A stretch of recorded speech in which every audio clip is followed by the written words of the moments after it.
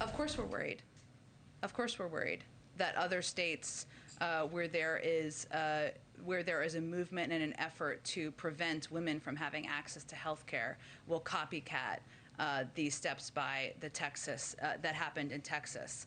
Now, that is one of the reasons why the president thinks it's so urgent and why he has asked his team to act as quickly as possible to see what our options are. The White House is joining a host of high-profile Democrats in sounding off against that late-night decision by the Supreme Court last night to leave in place a controversial new Texas abortion law.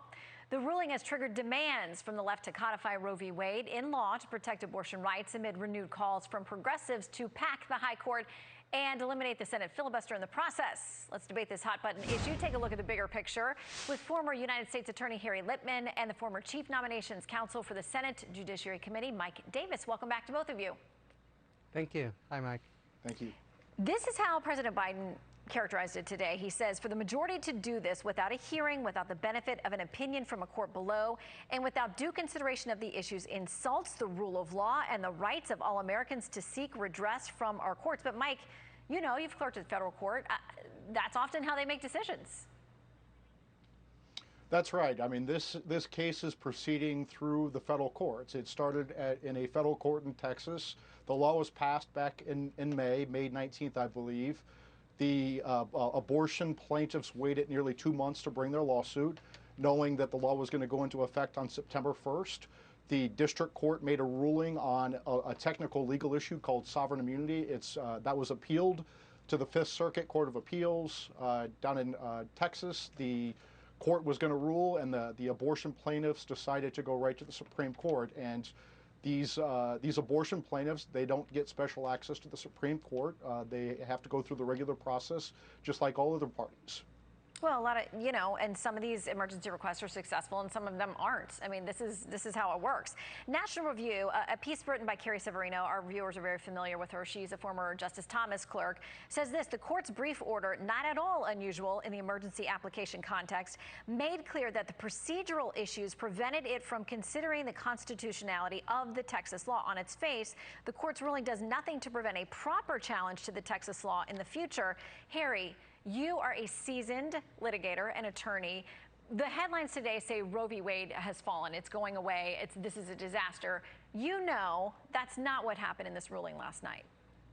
Well, it can still be challenged, although the reason Roberts dissented was because part of this scheme here is actually to prevent and insulate state officials, which is an additional, even craven aspect. But the notion that this is not unusual is bunk. There's not a doubt in the world that any of the courts before 2016 would not have permitted this law, which, by the way, is completely irreconcilable with Roe, to go into effect. That's for starters. And second, the court clearly could have held this case and kept the law from going into operation, which is exactly what they did, for example, the same 5 in the California case just a few months ago. So unconstitutional as the day is long, and completely unprecedented to have fallen for the state basically gambit here to keep them from putting the law on ice as any other court would have done.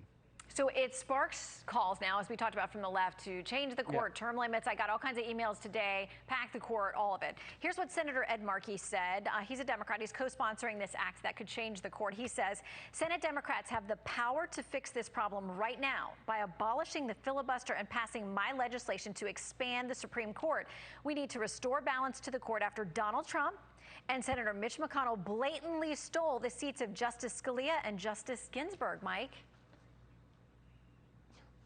So we have had 9 justices on the Supreme Court since 1869.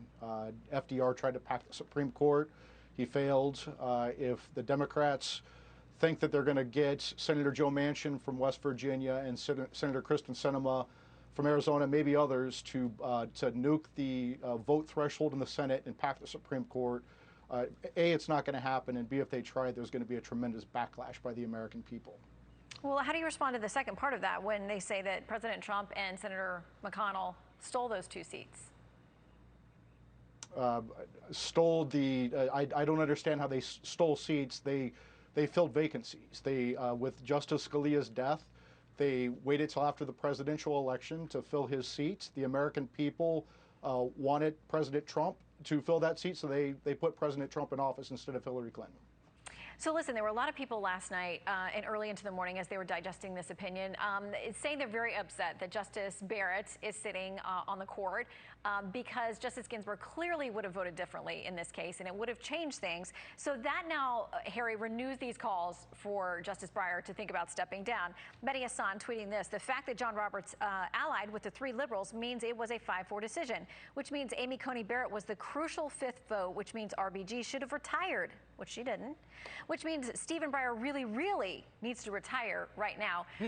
We saw, Harry, how the pressure from the left worked with Justice Ginsburg. Justice Breyer doesn't seem like he's going anywhere.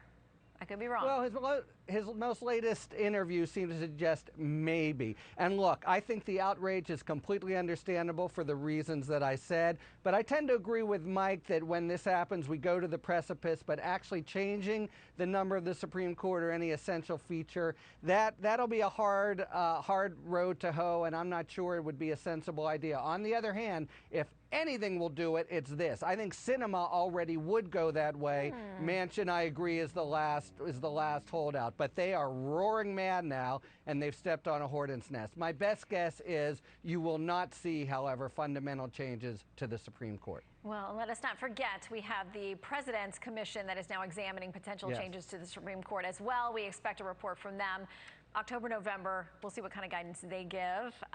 Harry and Mike, thank you so much. Good to see you both. Thank you. Thanks, Mike. Yeah. Thank you.